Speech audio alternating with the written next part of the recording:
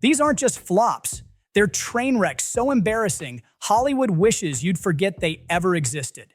Number 2 was such a disaster that even crew members refused to list it on their resumes.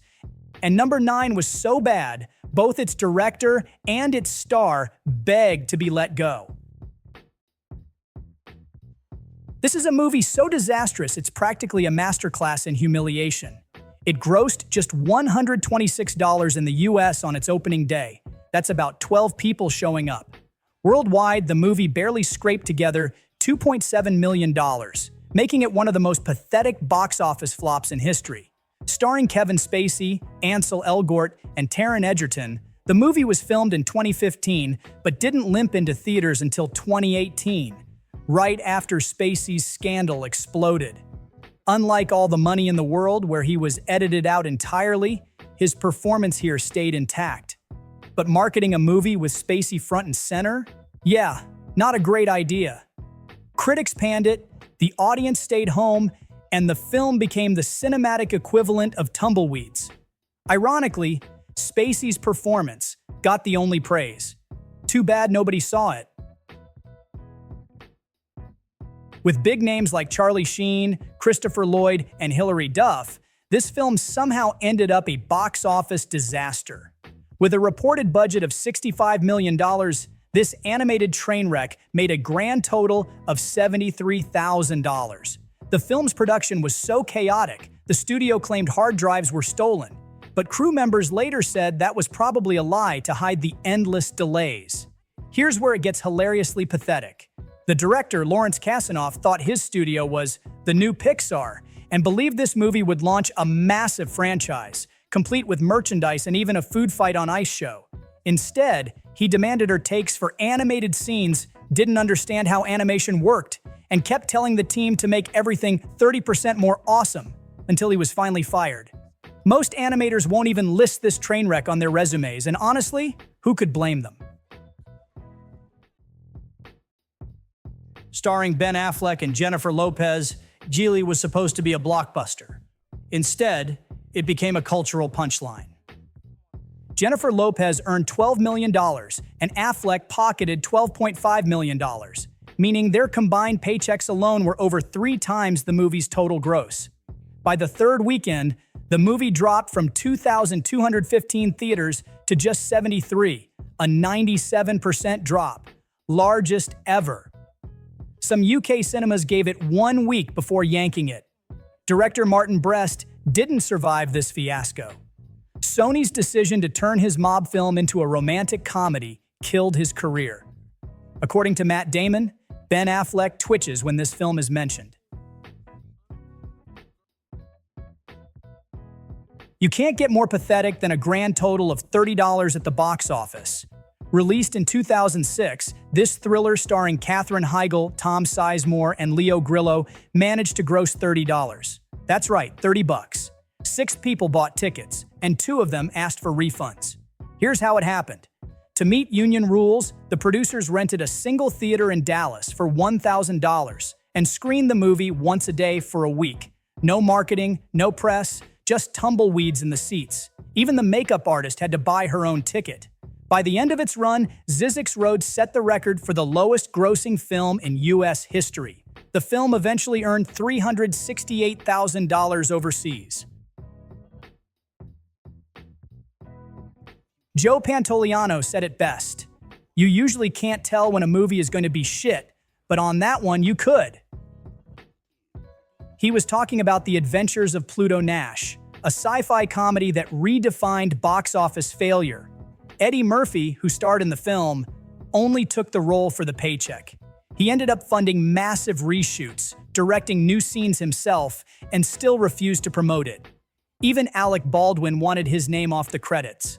The film was such a mess that Oscar-winning editor Alan Heim couldn't salvage it.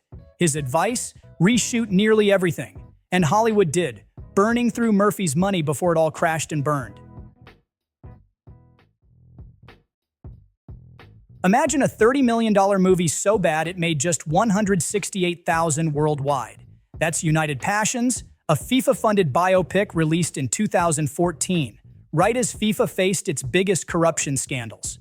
The script was hijacked by FIFA president Sepp Blatter, who rewrote it to make himself the hero. Nearly half the runtime is dedicated to showing Blatter as a one-man crusader against corruption. Ironic, since he was the guy running the most corrupt organization in sports. United Passions flopped so hard it scored 0% on Rotten Tomatoes. 1 year later, Blatter was banned from football, and the movie was buried alongside his reputation. How Tim Roth and Sam Neill ended up in this train wreck? My guess, they saw the paycheck and looked the other way. Some movies bomb. The Oogieloves detonated.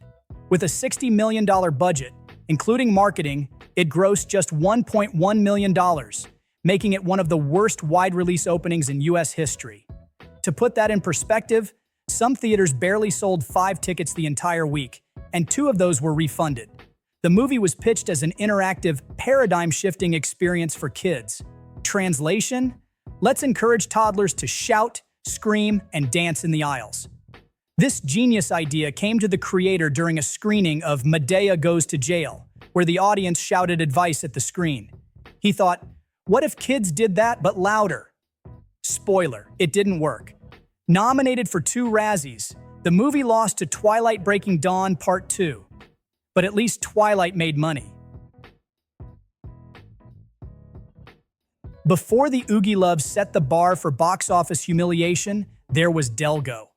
This 2008 animated movie had a $40 million budget and made less than $1 million worldwide. Its opening weekend gross was a pathetic $511,000 across 2,160 theaters. That's about 2 viewers per theater. To be fair, Delgo spent 6 years in development hell, which might explain why it looked like a relic from the early 2000s. The animation was grotesque, the story generic, and the reception brutal. Critics shredded it, and audiences didn't even show up to try it. The director was confident it would spawn a trilogy.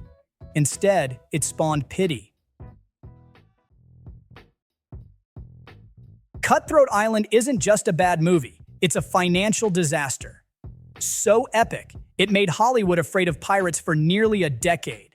The movie caused a $105 million loss, big enough to bankrupt Corolco Pictures, the studio behind Terminator 2. MGM didn't bother to market it because they were in the middle of being sold. Great timing, right?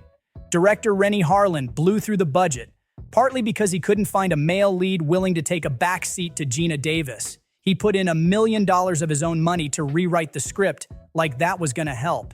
At one point, Geena Davis and Renny Harlin begged to be let go from the film, knowing it would be a disaster. But the studio refused. For years, Cutthroat Island held the Guinness World Record for the biggest box office flop ever. Turns out, you can't just slap toys on the big screen and hope for Lego magic. Sometimes it's just plastic garbage. Designed to ride the coattails of the Lego Movie's success, this knockoff opened to just $656,500 domestically from over 2,300 theaters. That's the 3rd worst debut ever for a film releasing in more than 2,000 theaters. And it only managed that much because theaters slashed ticket prices to $5 in a desperate attempt to lure anyone to watch it. STX Films literally begged cinemas to discount tickets, calling it a test of variable pricing. Translation? We know this is bad. Please, just buy a ticket. But even that failed. Audiences looked at the talented voice cast, Anya Taylor-Joy, Daniel Radcliffe, and Meghan Trainor, and still said, no thanks.